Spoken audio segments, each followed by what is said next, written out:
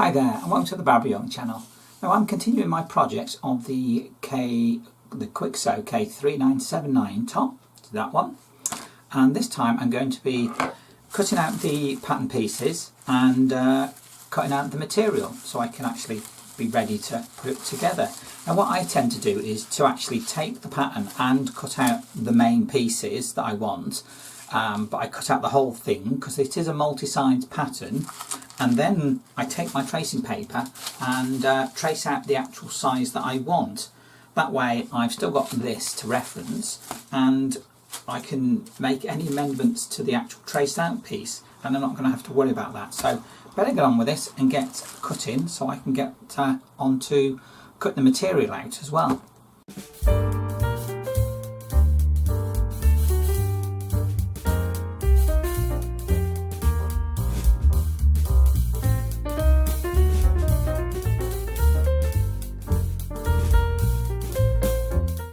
So there you go, all cut out, and what I've done, as you can see, basically I've cut each piece out so it's the whole piece, and when I trace it I can then just trace the size that I particularly want.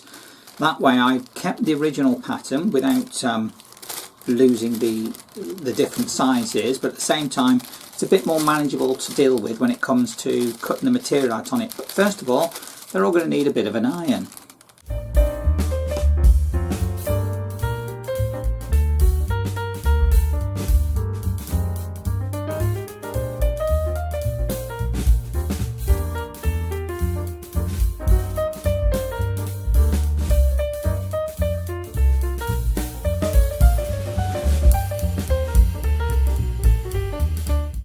So I finally got all of my pieces traced out and cut out. So I've got more here, a big pile of them. Pieces 3 through to 13. I nearly did cut out a couple of pieces I didn't need, but I read the instructions or looked at my notes because, like I say, I have read the instructions. So I should know what I'm doing. But yeah, all ready to go. So next thing is to get my material ready. Now it is a sheet. That's what I'm going to use. So first up, let's give that an iron and see what else I've got to do on there to get it ready to cut out. Now for the fabric. To get this ready, I've got to take this big sheet that I've got. That's a fitted one because it's got this bit of elastic in the corners. So I'll have to unpick that and then just take that bit of elastic out on all four corners, and then I'll be able to give it a good iron and see how it sits.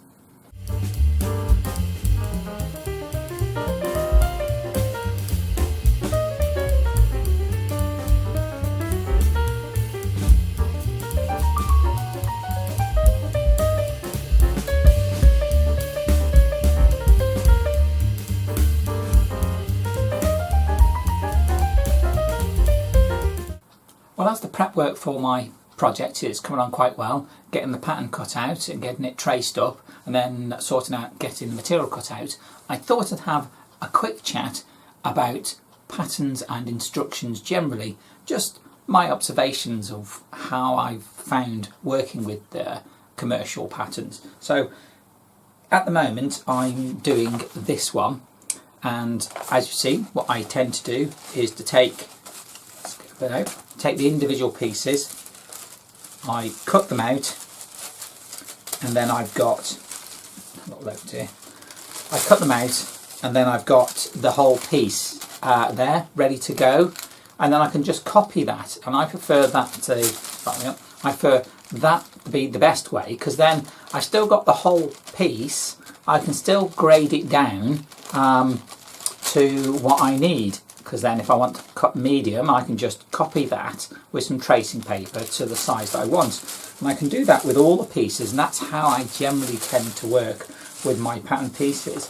Now most of the pattern pieces are quite good. Most of them will have additional information on them, like on here I can see that it tells me the pattern, tells me what view it's for. This one's for A and B. It's the back waistband casing. Tells me I should cut one, and it tells me that the seam allowance is 1.5 centimeters or 5/8 for those of you working in old measurements. There is the arrow to tell you which way the grain goes. Now on this one it does actually say lengthwise or crosswise grain of fabric. So this one gives you lots of information, and actually even on where I've got here on the end bit, there's written information. So there's lots of information on the actual pattern piece, and most of them are quite good like that.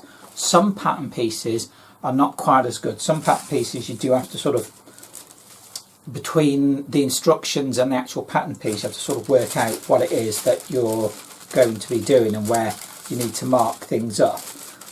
So that is always one place to look for instructions and information, of which I find quite good with most commercial patterns, is that they do tend to have it quite well set out on the actual pattern itself.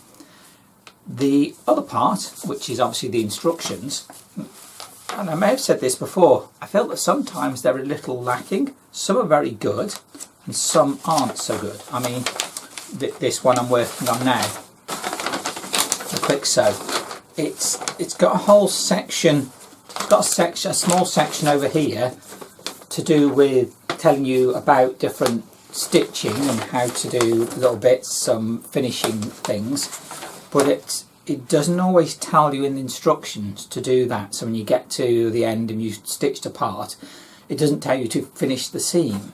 And this is 4 pages effectively, 1, 2, 3, 4, but on the 4th one we effectively got half a page and a full page with nothing on there.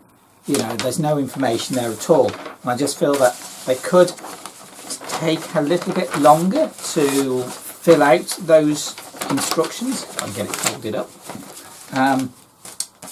A lot of the patterns, or pretty much all of them, will have additional information on the back, and this is to do with sizing and material requirements.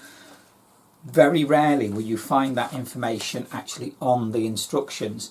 They have put some on the Spanish instructions accompany this pattern, but generally you won't find it actually directly on the instructions itself, which in some ways can be annoying. I mean, if I was to lose the actual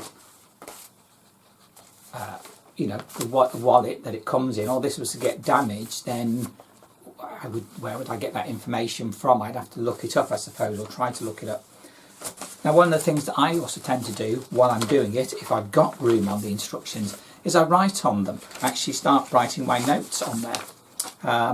My Kwik Sew 355, which I've made loads of times. I've probably made this about, I don't know, 7 or 8 times. I really like that that top. Now that I've amended it and got it how I want it, it does seem to work quite well. But while I've been doing that, as I've been doing it, this is just 1 page, 2 pages, and it's not even full on the 2nd page. So again, it's a bit scant on the actual instructions. But as you can see, I've started writing my own notes on there as to what I need. Also, on the front, let's go to that. I started putting things on here. I don't know if you can see that. I started putting my notes on here and writing on it. Little things like, if I'm doing a seam allowance of, like on here, I'm using 2 mils stitch along the edge. Trim down collar side to be flat felled, so trim down whichever side. It reminds me what I'm doing, so I put additional notes on there, and I would say put additional notes on there.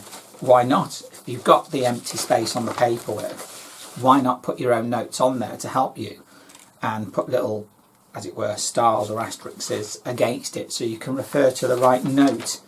Again, like with this on the buttons, tells me to do the buttons, and what I've done is I've wrote on there what I want my spacing to be, so every time I come to do this top, my spacing will be the same every time. And I've just found doing little things like that just helps to make it a bit more easier to actually use the pattern itself. So yeah, that's the Kwik Sew 355. For me, the general consensus is that patterns don't necessarily have that thorough a set of instructions. They give you enough basics, enough steps, so you can actually work out the flow construction and what you need to do to get it together. but they don't tell you about the little techniques. To me, that's the sort of things where, you know, you learn that over time. It's something that you gain in experience, that once you've done something a few times, you sort of understand what it's telling you, like finishing off seams, doesn't necessarily say that. Also the way that you might finish off a seam. Pattern instructions are very, very good. They get you to be able to make the product, but it's not everything. There's always a learnt skill behind that really, as you get more experienced, I've found, because I mean, I'm just an amateur sewist. I mean, I'm not a professional, I'm not professionally trained in any way, so for me, learning from these patterns has been quite an experience, because sometimes I found things rather taxing and I haven't really got through it very well, and the finished garment looks, well, is that right or is it not? So yeah, pattern instructions I think could be a little more in depth, but they're good enough to get through, but not to teach you how to sew. That's my experience of patterns and instructions. So I just thought I'd share that with you. So better get on with it and get back to my project.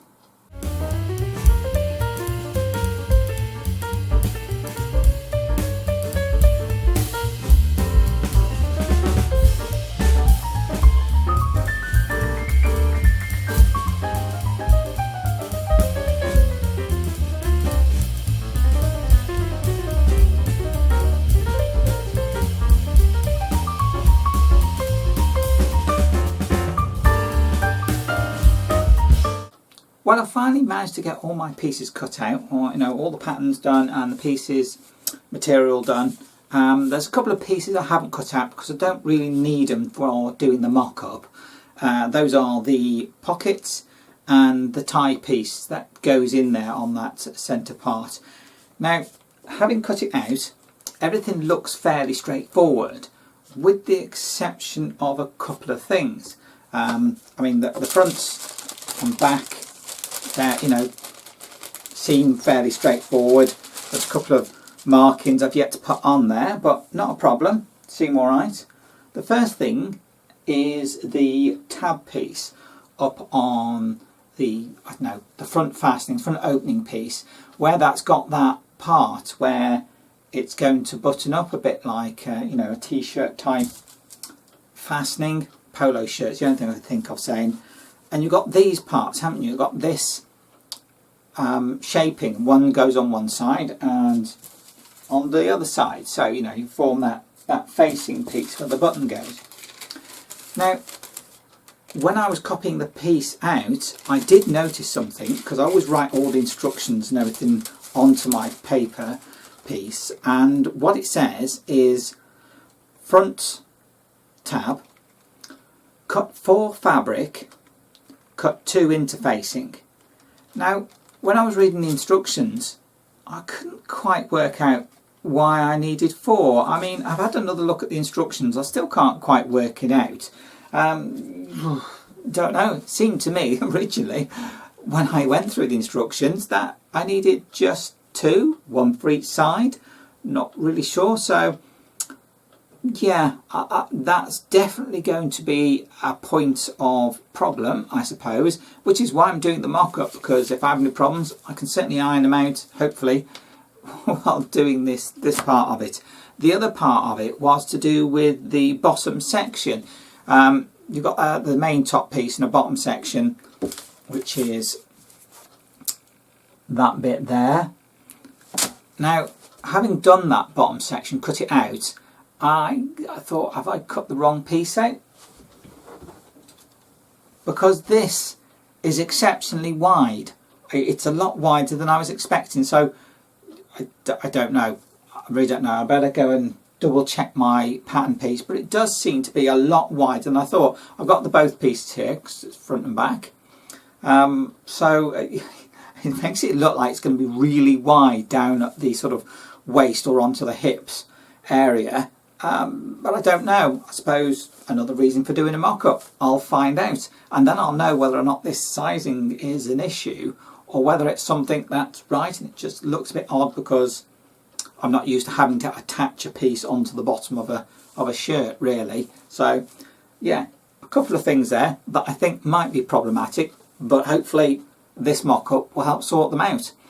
And that's about it for this video, because I'm not going to do the making of this until the next video. So please do keep watching, and hopefully in not too long a period of time I'll have the next video up where it'll show me actually constructing this garment, because I think it's going to take a bit longer than I was expecting. Well, thank you for watching my video, and I do look forward to joining you in my next video. Bye.